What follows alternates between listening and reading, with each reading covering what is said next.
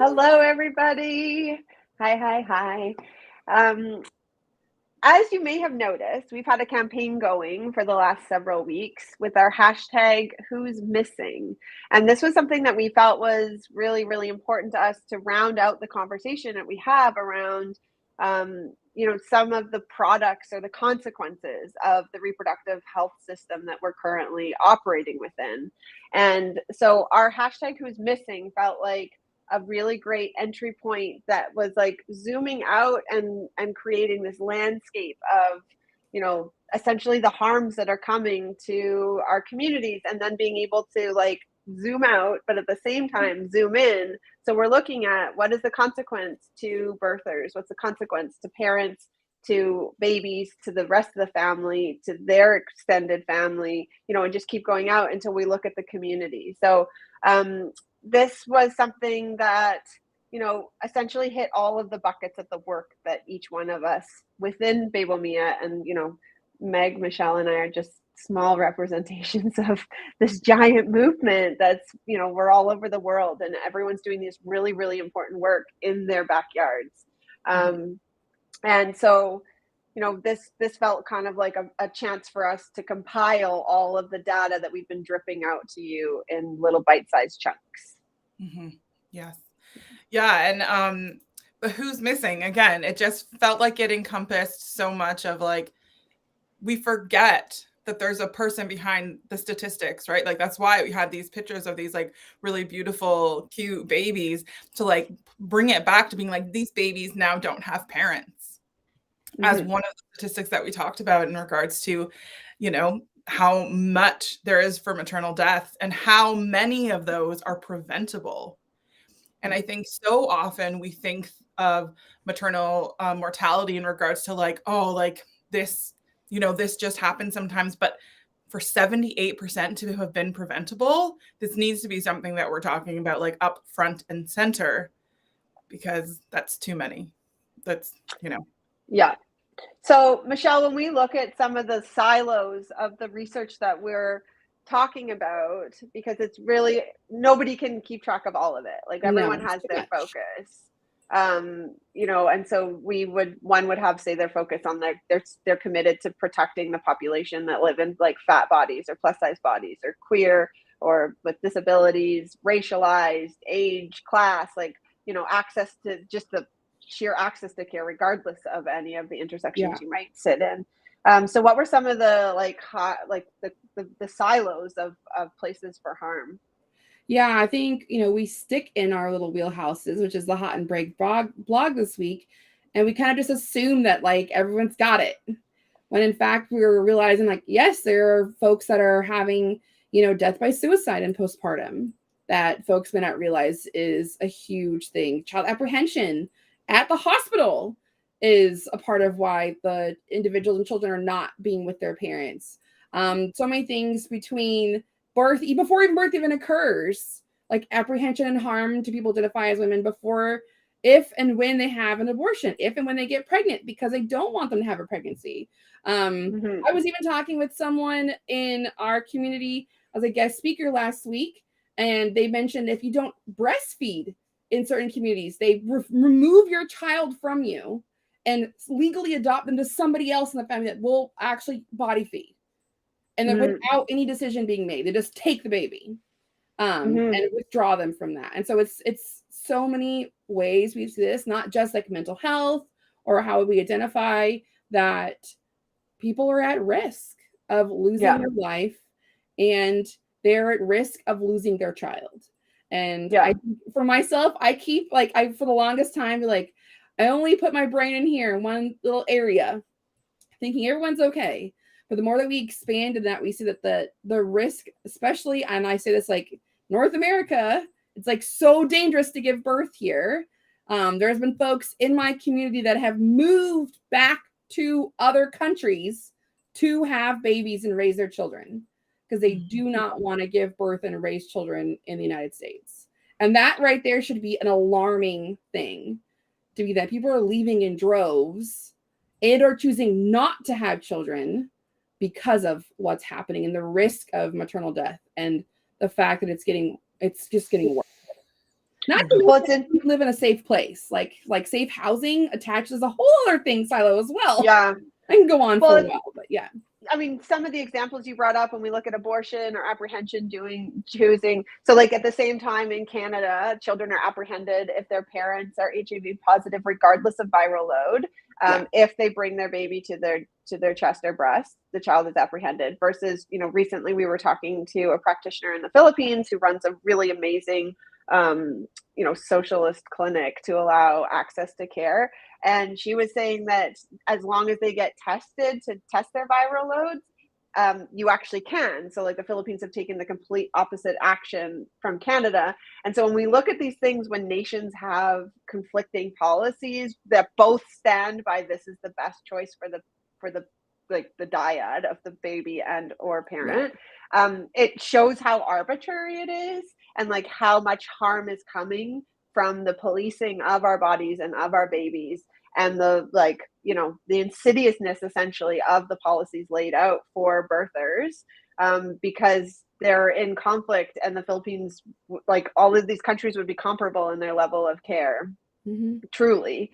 And yet these things are causing us to have like such massive impacts on our parenting abilities if we even survive the process of pregnancy, or even like the case with abortion, that I'm like, you're not going to stop abortions, you're only going to stop safe abortions.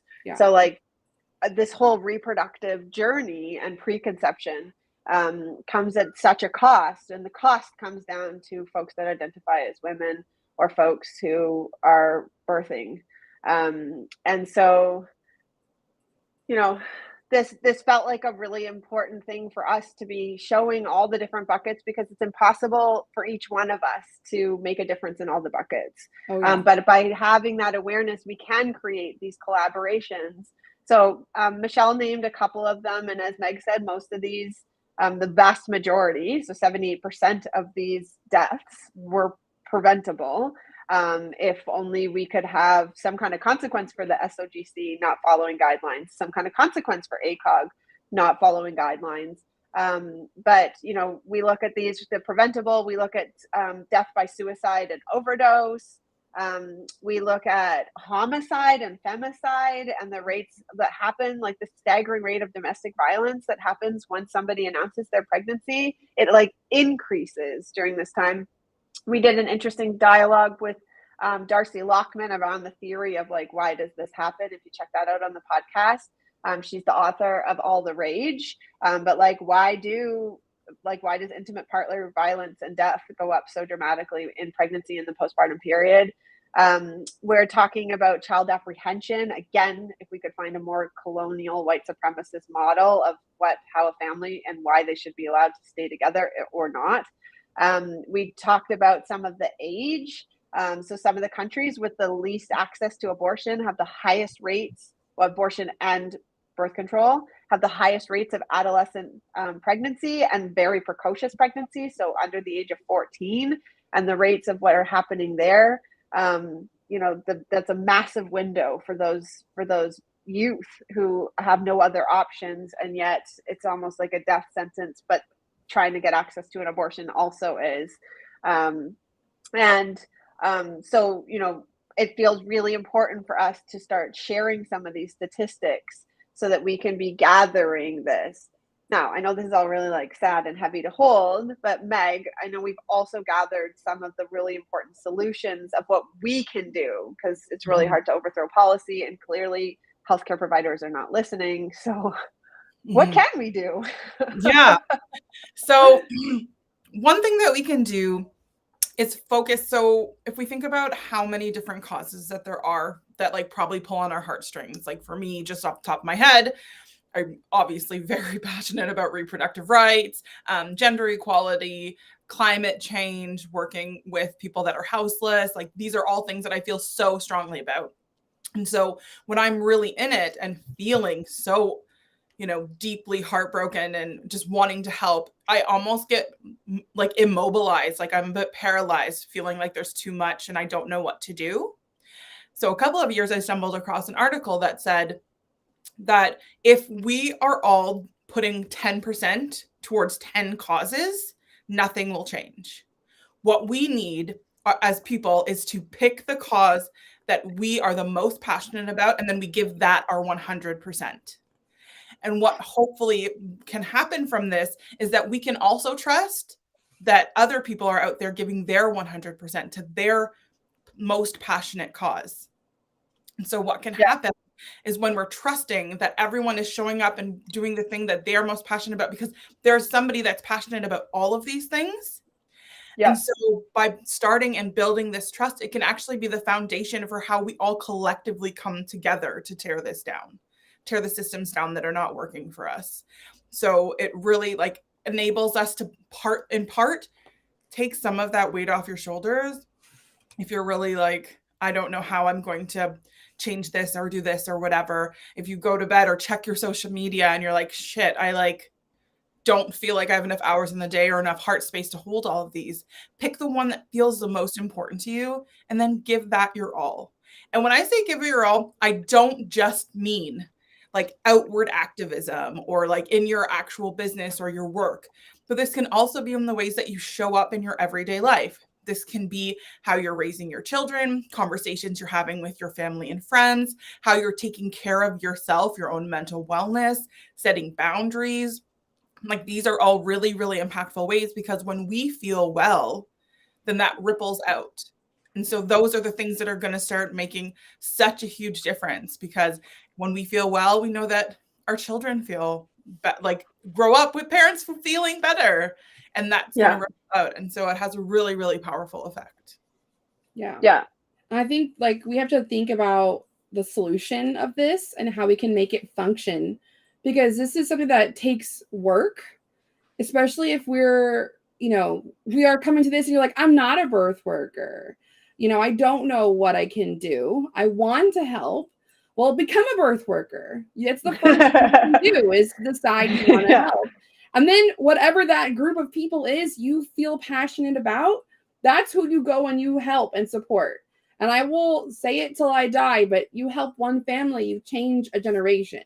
You go in and you like legitimately are helping like their genes to receive care in that person and in their life, and then they go and spread it throughout that. So, within that, being aware of informed consent and brain and knowing the benefits, risks, alternative intuition, or nothing of all the choices the person makes, and how that informed consent make a huge difference in the care that someone receives, and by what the care to just to give them the need to ask more questions. So if you're like, I don't know how to help somebody, give them that push to say it's okay to ask questions.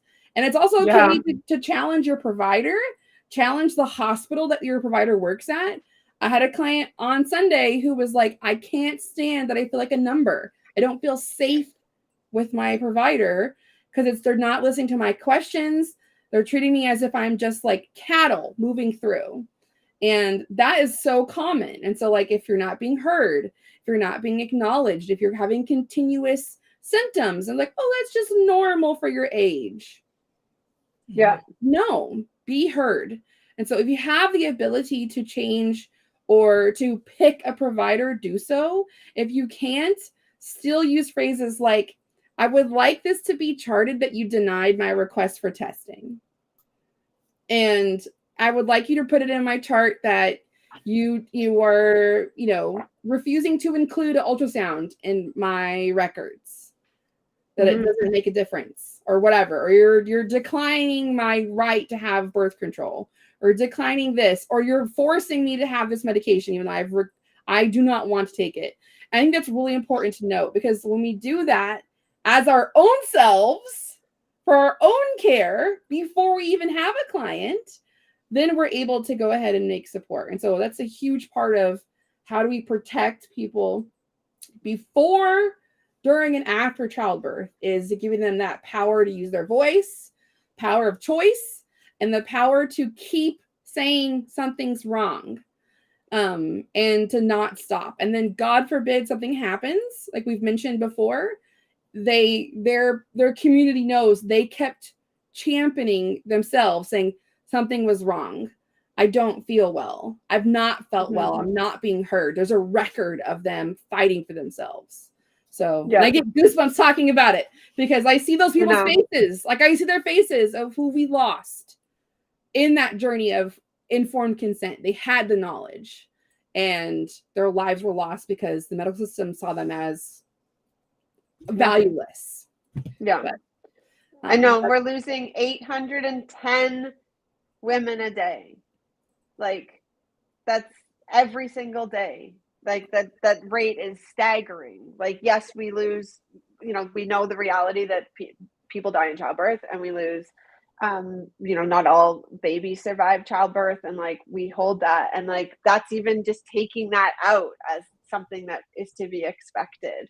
And so the vast majority of those were preventable. And we just want to keep repeating it because these are deaths that are coming from the systems failing us, coming from the commodification of our body, coming from the lack of humanity and dignity in reproductive health care. And this is why we have this like fight within reproductive justice to ensure that folks walking in have the best possibility of walking out as a united family, if that's the case, and healthy and well. And healthy is not a heartbeat, and that is the baseline for when they say like healthy birth or healthy babies.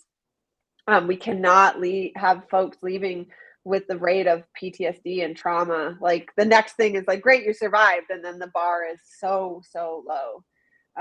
So this is a topic that's near and dear to all of us here. Again, we've been sharing these stats, so you can check them out on our social media. So if anyone here is curious about maybe something outside of where you have your blinders on, do not take your blinders off, but it's great to just do a landscape to see what is happening out there. So Meg, what does this leave room for when we talk about all the other people who are fighting in their buckets of protection? Linking arms with them, connecting with collaboration and other organizations, people that are doing really incredible work, because when we link arms, we're in it together. And the more there is, the more we're able to step up and step against the systems that are not working for us. So when we open up to other collaborations and organizations, one thing we want to mention too is like, we don't have to agree on everything. We're all individuals. Like the chances of us meeting another person that agrees with us on everything 100% is unlikely. And 100% that there will be people who feel passionately about things that you feel passionately about. And so we can build on that. We don't need homogeneity. We don't need sameness. We need fire. We need passion. We need, empathy and love and support. And if you can go out and find other people that are doing that in your area or online, wherever it is that you're in space with, then that gives even more power to this movement and to changing the world of reproductive health. Yeah. Oh, I love that. Well, that felt like a perfect wrap up. So thank you everyone who's been joining following this campaign, and please share, write to the folks that make these decisions, find out who's doing, other care work in your community, both in real life as well as your digital community.